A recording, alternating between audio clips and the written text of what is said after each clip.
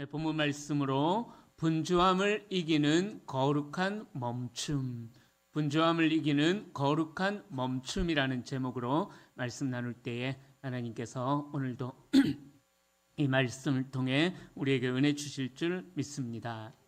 자, 새해를 시작한 지 보름이 지났습니다. 자, 이 새해를 시작하면서 우리 성도님들 여러 가지 계획을 세웠고 그 계획을 하나하나 이제 시작하시는 성도님들도 계실 것입니다. 우리가 새해를 시작하면서 세우는 결심들은요, 우리를 부지런하게 만든다라는 거죠. 계획을 세우지 않고 그냥 시작하는 것보다 우리가 어떠한 목표를 세우고 또 그 목표를 이루기 위하여서 과정들이 어떻게 흘러갈 것인가, 그런 계획들을 세우는 것은 우리로 하여금 나태하지 않게 하고 부지런한 삶을 살게 하는 좋은 요소가 됩니다. 하지만 우리가 기억해야 할 영적인 진리가 하나 있습니다. 그것은 바로 우리가 어떠한 계획을 세우고 그 계획을 실천해 나가다 보면은 바쁘고 분주하고 그럴 일들이 있을 것입니다. 하지만 기억할 것은 뭐냐 하면은요, 분주함이 풍성함은 아니다라는 사실을 기억하셔야만 합니다. 사실 우리는 너무 바쁘게 움직이다가 정작 내가 왜 이렇게 바쁜가, 내가 무엇을 향해서 달려가고 있는가, 그 방향도 또 왜 바쁜지도 목적도 잃어버린 채 우리는 하나님께서 내게 무슨 말씀을 하시는가 그것도 잊어버리면서 그냥 열심히 달려가기만 할 때가 있습니다. 오늘 우리가 읽었던 이 말씀은요, 바로 그런 우리를 향한 주님의 부드럽지만 단호한 권면을 담고 있습니다. 마르다와 마리아, 이 두 자매의 이야기는 우리 신앙생활의 영원한 숙제죠. 영원한 숙제. 봉사와 헌신, 그리고 말씀과 기도, 봉사와 말씀, 그 한쪽에서 어느 것을 선택해야 될 것인가, 우리로 하여금 어찌 보면 평생 해결해야 할 숙제를 우리에게 알려주고 있습니다. 자, 그런데 오늘 본문은 이 말씀과 또 봉사 사이에서 중요한 것이 무엇인가, 그 우선순위를 우리에게 잘 알려주고 있습니다. 특히 금요 기도회로 모인 오늘 이 밤에 우리가 이 새해를 시작한 지 보름이 지났지만은 이 한 해를 살아나가는 동안 우리가 무엇에 집중해야 하는지, 우리의 인생에 있어서 놓치지 말아야 할 중요한 가치가 무엇인가 한번 생각을 해보고자 합니다. 제가 익산에 있을 때 어머니 기도회라고 해가지고 마르타 기도회인가, 하여튼 뭐 그런 어머니들이 모여서 하는 기도회가 있었습니다. 그런데 거기에서 이제 이야기하는 모토가 뭐냐 하면은요, 마르다처럼 섬기고 마리아처럼 말씀을 사모하자, 이렇게 이야기를 해요. 그래서 저도 그때 부목사였는데 우리 부목사님들끼리 하여튼 웃으면서 이야기했던 기억이 납니다. 이 모토가 성경적이지 않다. 왜 성경적이지 않냐? 주님은 둘 중에 하나만 하라고 했는데 마리아처럼 기도하고 마르다처럼 섬기자, 이게 모토였거든요. 마리아처럼 기도하고 마르다처럼 섬기자. 우리 주님은 둘 중에 좋은 거 하나만 하라 했는데 여기는 왜 두 개 다 하라고 하느냐고. 그러니까 우리 성도들이 지치지 않냐고 우리 부목사님들끼리 웃으면서 그렇게 이야기를 나눴던 기억이 납니다. 그러나 우리가 그때 부목사님들이 함께 이야기했던 그 이야기는 그냥 웃자고 한 이야기일 뿐이죠. 자, 마리아처럼 기도하고 마르다처럼 봉사하자. 이것에 있어서 중요한 우선순위는 무엇인가? 그렇다고 해서 또 그 한 가지가 중요하다고 해서 다른 한 가지는 버려야 할 것인가?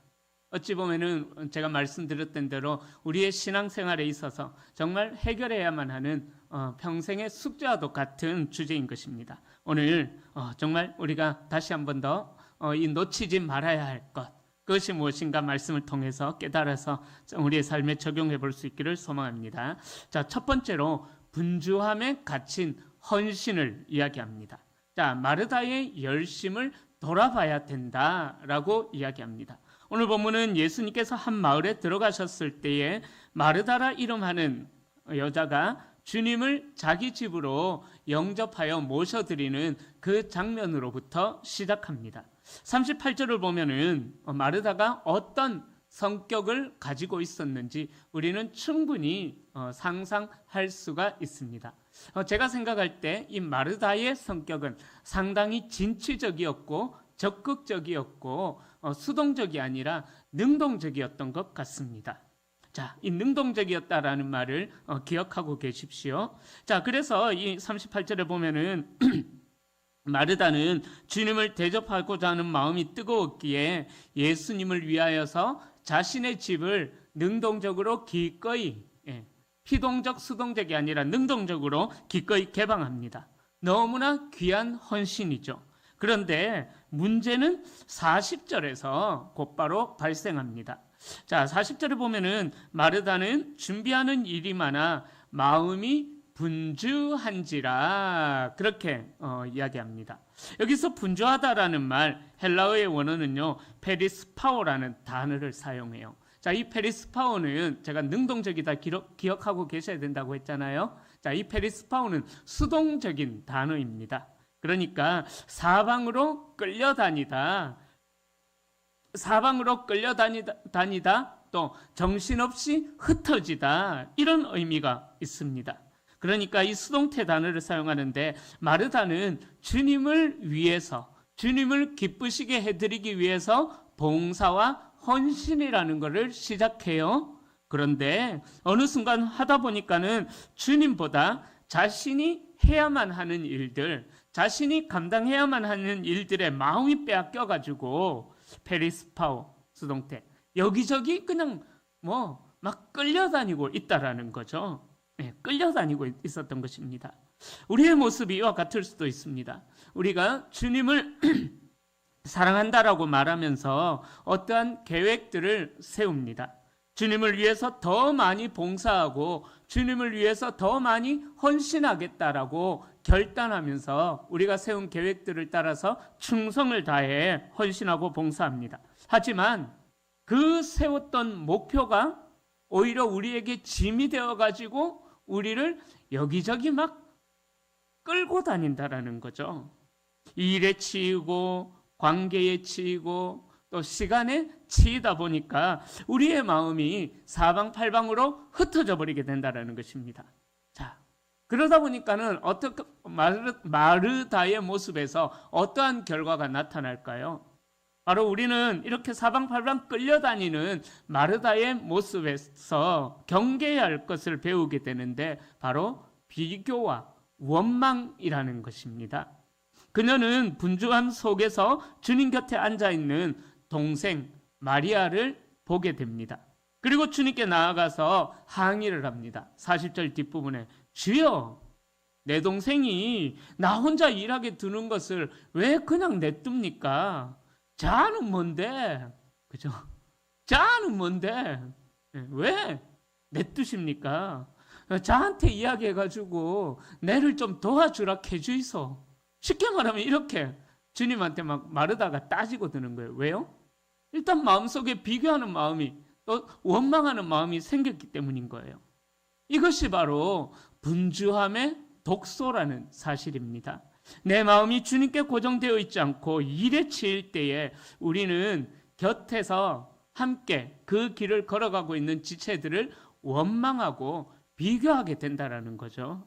왜 나만 이렇게 힘들어야 되는가? 저 사람은 저렇게 편안하게 그냥 신앙생활 하는데 나는 왜 1인 4역 5역을 하면서 이렇게 힘들어야 되는가? 그런 불만이 생긴다라는 거죠. 심지어 주님을 향해서도 주님 왜 저만 이렇게 봉사하고 헌신해야 됩니까? 원망하게 되는 것입니다. 마르다는 좋은 의도로 주님을 대접하려고 주님을 모시고 헌신을 시작했지만 결국 마르다가 하고자 했던 것은요, 주님을 조종하려는 자기 입맛대로 주님을 이끌어가려는 그런 마음이 있었다라는 것입니다. 우리의 바쁜 일정이 혹시 우리를 주님으로부터 소외시키고 있는 것은 아닐까요? 성도님들의 열심이 오히려 공동체를 향한 비판과 주님을 향한 섭섭한 원망으로 우리의 마음속에서 고백되어지고 있지는 않으십니까? 오늘 이 마르다의 분주함을 통해서 우리의 삶의 경고로 새겨보아야 합니다. 자, 그렇다면 두 번째, 마리아의 모습을 봅니다. 바로 주님 곁에 머무는 지혜. 오늘 예수님의 말로는 좋은 것을 선택했다라고 이야기하죠. 자, 이 마리아의 모습을 볼 때 주님 곁에 머무는 지혜를 볼 수가 있습니다. 마리아가 우선 순위를 잘 찾았다라는 것을 볼 수가 있습니다.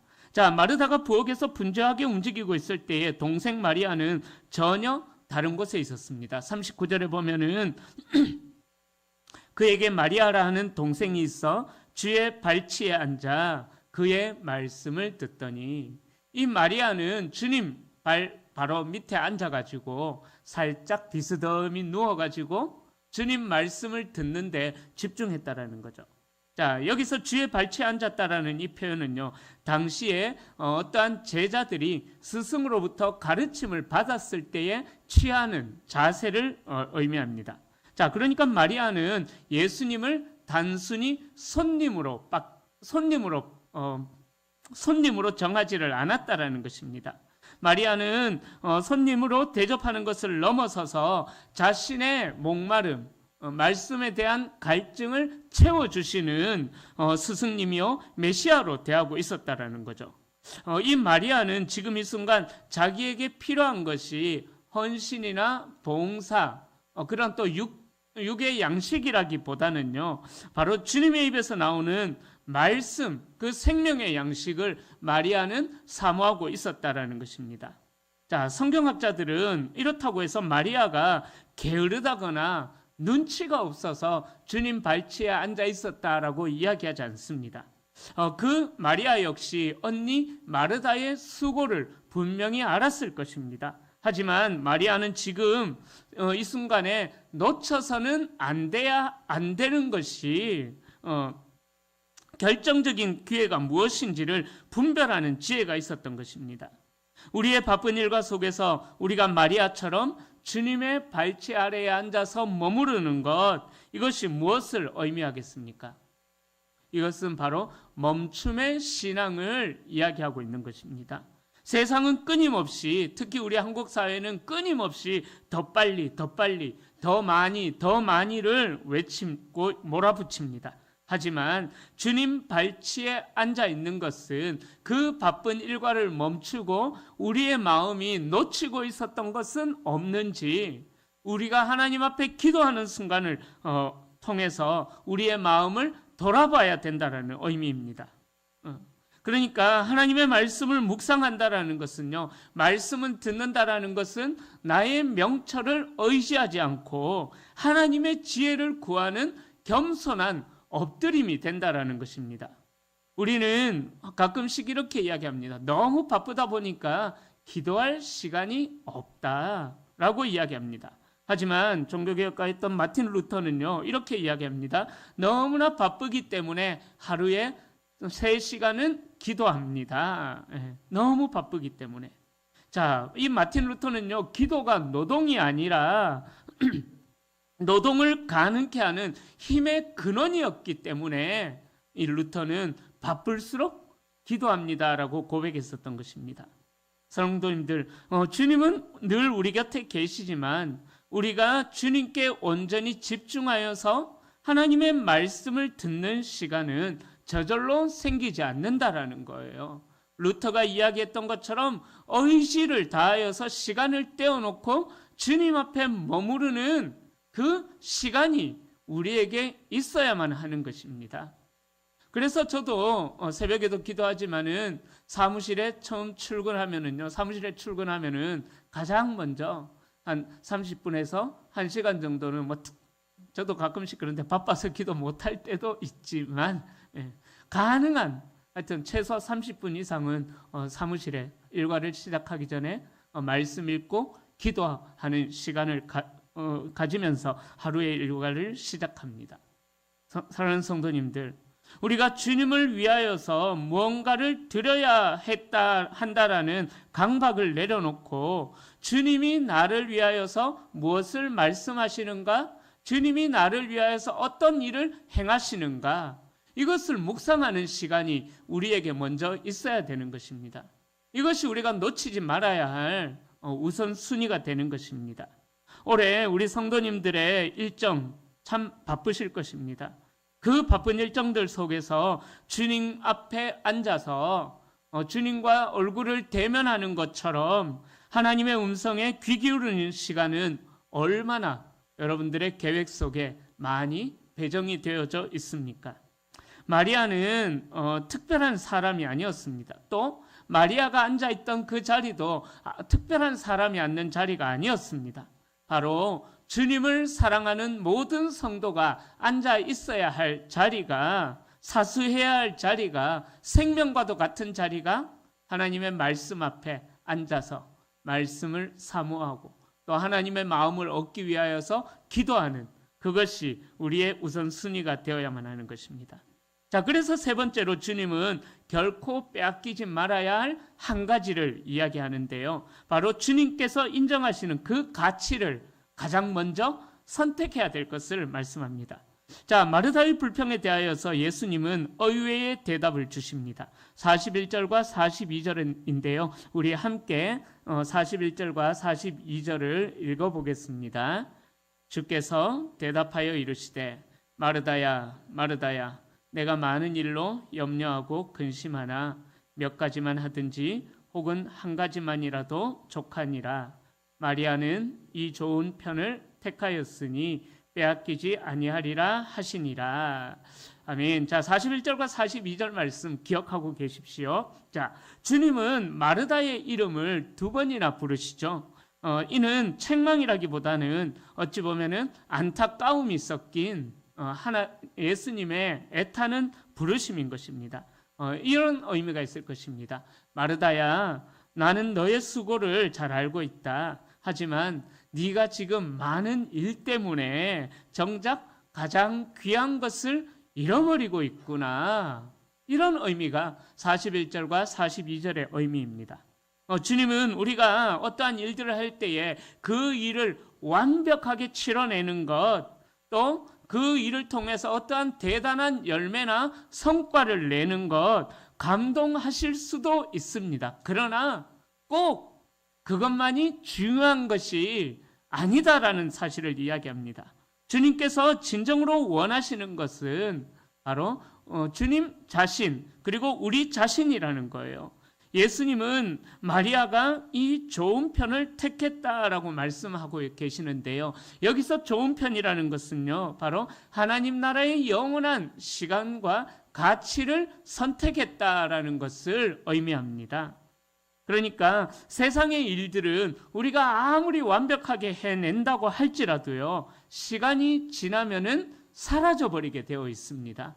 그 찬란했던 업적마저도 얼마 지나지 않으면 잊혀져 버리게 되어져 있습니다.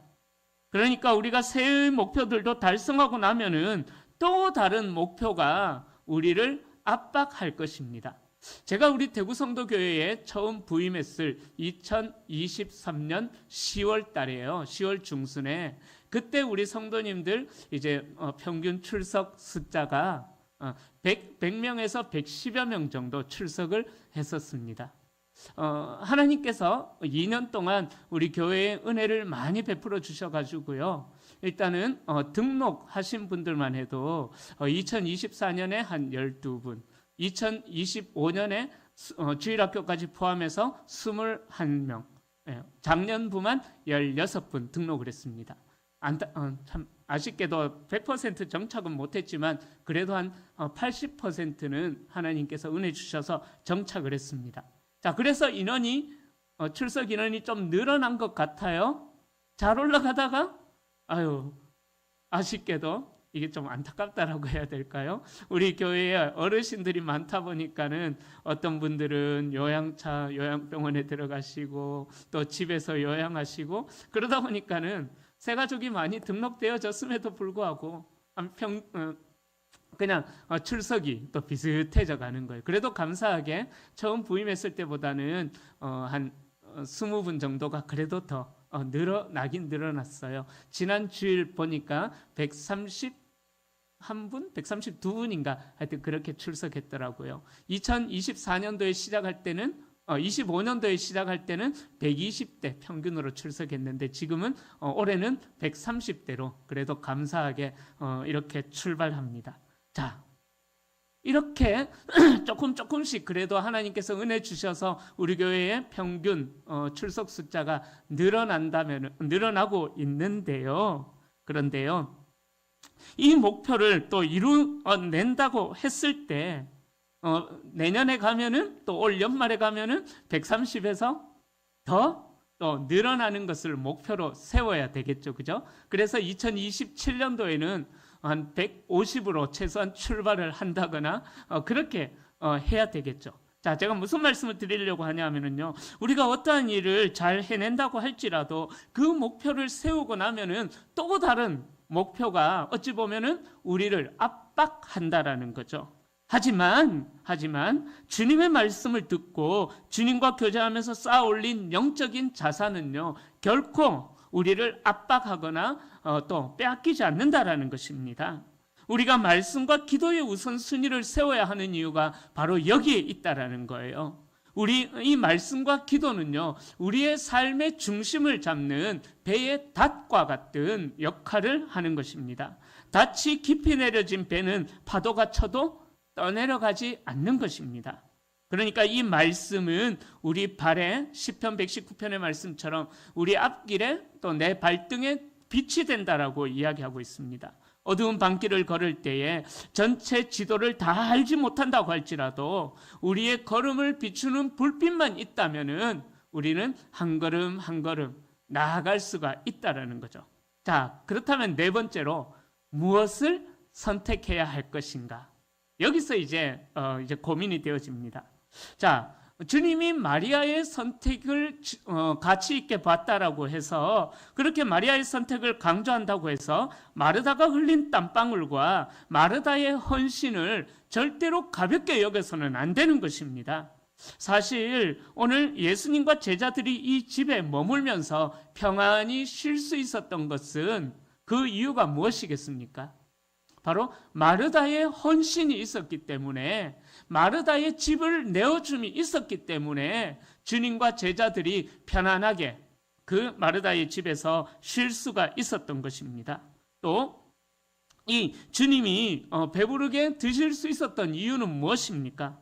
바로 누군가는 이마트에 가서 또 홈플러스에 가서 롯데마트에 가서 장을 봐와서 음식을 잘 준비했기 때문에, 그죠? 그래서 주님이 배불리 드실 수가 있으셨을 것입니다. 누군가는 요리를 해야 했고 뜨거운 불 앞에서요. 또 누군가는 먼지 묻은 그릇, 음식 묻은 그릇을 닦아야만 했었습니다. 그 수고를 도맡았던 사람이 누구였어요? 마르다였죠, 마르다. 사실 마르다의 섬김은요, 사랑의 구체적인 표현이었습니다. 주님을 사랑했기에 가장 좋은 음식을 대접하고 싶었고, 주님을 사랑했기에 피곤한 몸을 이끌고 여러 시장을 다니면서 장도 봐와서 정성을 다해서 부엌으로 달려가서 음식을 준비했습니다. 성경은 마르다가 예수님을 자기 집으로 영접했다라고 기록하고 있는데, 이 말은 주님께 자신의 안식을 내어드렸다, 주님을 위해서 자신의 안식을 포기했다, 그런 의미인 것입니다. 아주 귀한 헌신이었죠. 그래서 주님은 마르다의 그 손길, 그 열심, 자기를 향한 그 사랑을 결코 무시하지 않았다라는 거예요. 우리 주님께서는 마르다를 향하여서 봉사하지 마라, 일하는 것은 나쁜 것이다, 너는 왜 봉사하는 자리에만 있느냐, 그렇게 말씀하시지를 않으셨다라는 거죠. 바로 주님이 안타까워하신 것은 봉사, 헌신, 섬김 그 자체가 아니라 공급이 없는 봉사로 인하여서 메말라버린 마르다의 심령을 보면서 주님께서 안타까워하셨다라는 것입니다. 사랑하는 성도님들, 봉사와 헌신과 섬김은요, 우리 신앙생활에 있어서 어떤 것 정도의 역할을 하냐면은, 꽃이 있다면은, 어떤 풀이 있다면은 꽃과 같은, 아름다운 꽃과 같은 역할을 하는 것이, 과일 나무가 있다면은 그 열매의 역할을 하는 것이 바로 봉사와 섬김과 헌신이다라는 것입니다. 우리가 주님께 받은 은혜가 있다면 그것은 반드시 누군가를 섬기는 손길로 나타나야 하는 것입니다.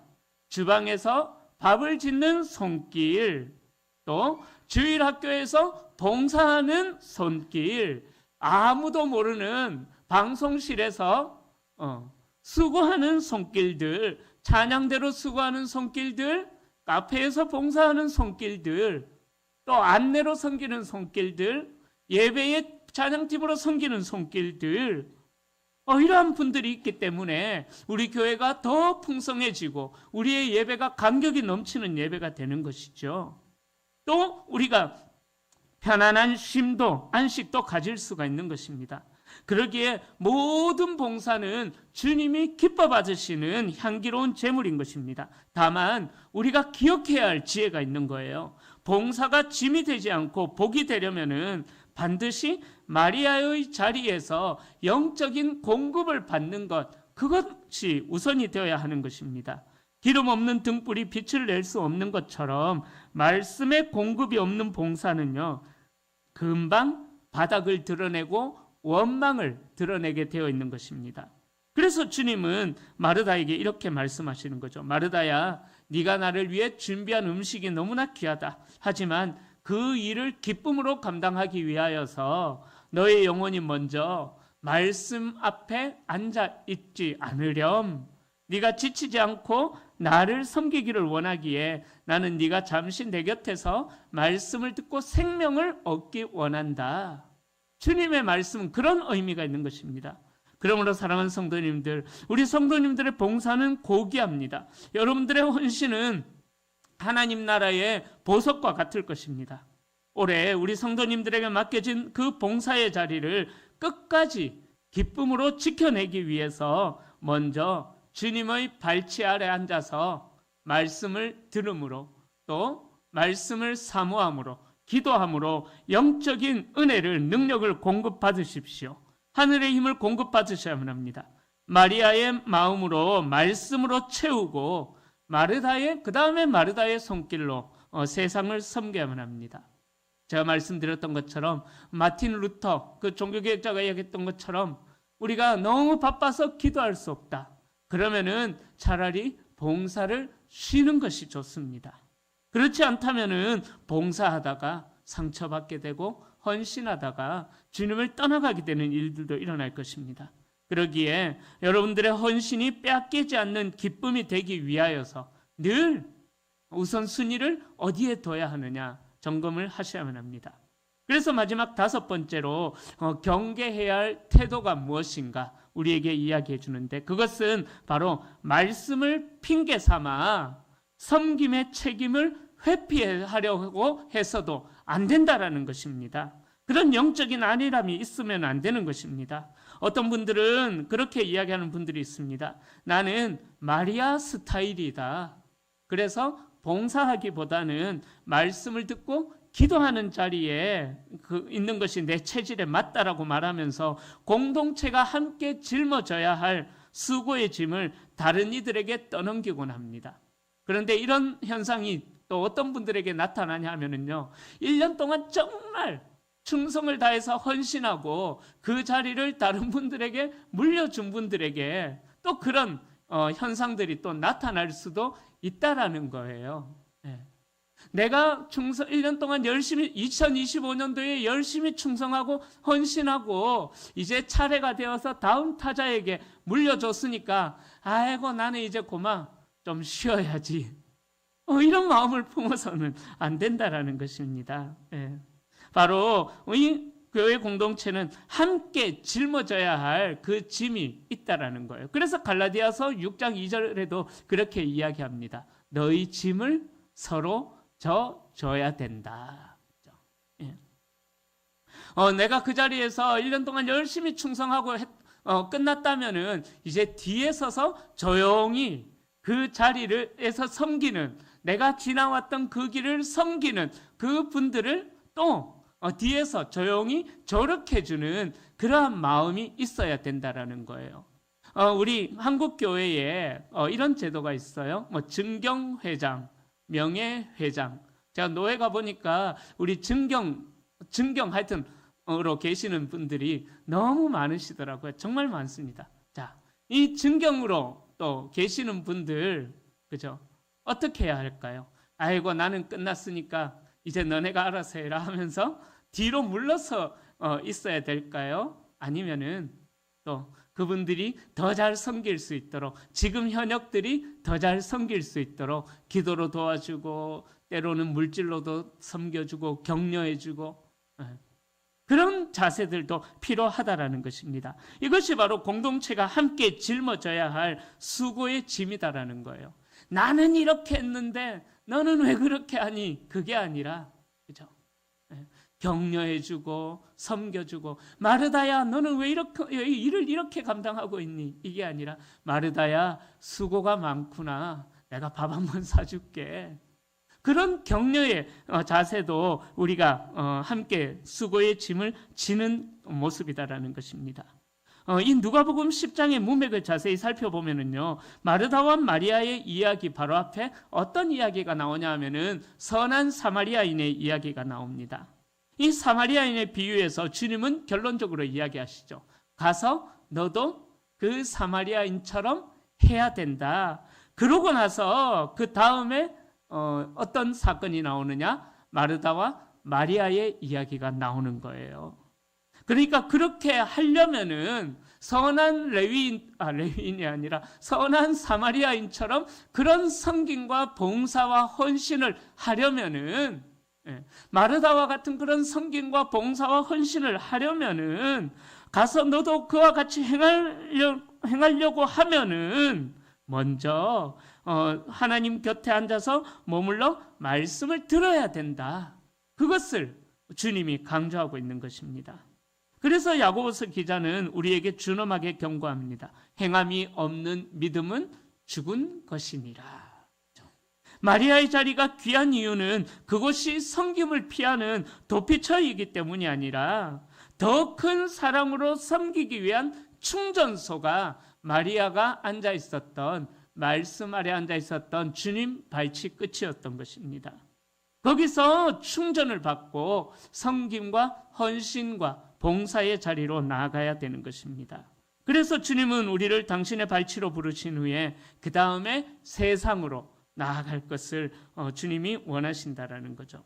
마리아처럼 말씀을 들었다면은 마르다와 함께 손을 잡고 섬김의 자리로 나아가야 되는 것입니다.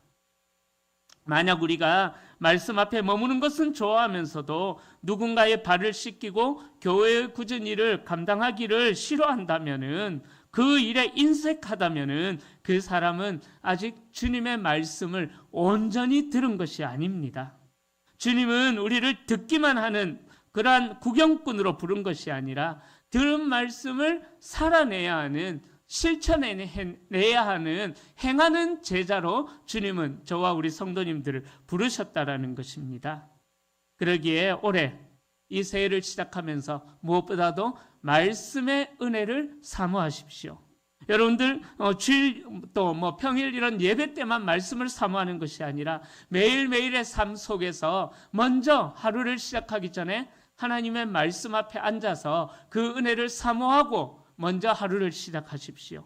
그 은혜가 우리 성도님들의 마음 속에 타고 내려가서 여러분들의 손과 발로 그 은혜가 나타나게 하셔야만 합니다. 우리 성도님들의 발이 낮은 곳을 향하게 하여야만 합니다. 듣는 마리아의 영성으로 충만해져서 섬기는 마르다의 열정으로 살아가는 전인격적인 성도가 되어야만 하는 것입니다. 이제 말씀을 정리합니다. 사랑하는 성도님들, 이 새해를 우리가 여러 가지 결단을 하면서 시작하는데요, 우리 성도님들이 가장 중요하게 여기는 것은 과연 무엇입니까? 주님은 우리에게 모든 일을 다 잘 해내야 된다라고 요구하지 않으셨습니다. 한 가지만이라도 족하다고 말씀하시면서 우리가 가져야 할 우선순위가 무엇인지 먼저 말씀해 주십니다. 그 우선순위는 주님과의 연결입니다. 주님과의 연결. 포도나무의 가지가 나무에 붙어 있기만 하면은 자연적으로 열매를 맺게 되는 것처럼 우리가 주님의 말씀 안에 거하고 주님과 소통하는 친밀한 관계를 유지하게 된다면은 우리가 하고 있는 이 봉사는 우리에게 짐이 아니라 기쁨의 봉사가 될 것입니다. 사랑하는 성도님들, 어떤 분들에게는 마리아의 은혜가 필요한 분들이 있을 것이고, 어떤 분들에게는 마르다와 같은 헌신이 필요하신 분들도 있습니다. 바라기는 우리가 먼저 마리아의 자리에서 머무르시고 거기서 멈추는 것이 아니라 마르다의 섬김의 자리로까지 나아가는 성숙한 신앙을 소유할 수 있기를 소망합니다. 사랑하는 성도님들, 우리가 주님의 말씀을 듣는 것은요, 그냥 귀로 듣는 것으로 끝나는 것이 아닙니다. 주님의 말씀을 듣는다라는 것은 들었던 이 말씀이 우리의 손과 발을 통하여서 열매가 맺혀질 때에 그 사람은 주님의 말씀을 제대로 들은 것입니다. 그러기에 주님의 말씀을 소비하는 자리에 멈추지 마십시오. 소비하는 자리, 듣고 끝나는 그렇게 소비하는 자리에만 멈추지 마십시오. 우리의 말씀을 듣는 것이 열매를 맺는 자리로까지 나아가는 우리 성도님들이 되어 주십시오. 그래서 우리의 일상이 단순히 바쁜 마르다의 삶이 아니라 이 한 해가 주님의 능력을 덧입어서 기쁨으로 섬기는, 정말 즐거움으로 섬기는 지혜로운 마르다의 삶으로까지 나아가셔서 주님으로부터 칭찬을 들으시고요, 추수하는 날의 얼음 냉수처럼 하나님의 마음을 시원케 해드리는 우리 모든 성도님들이 다 되시기를 주님의 이름으로 간절히 축원합니다.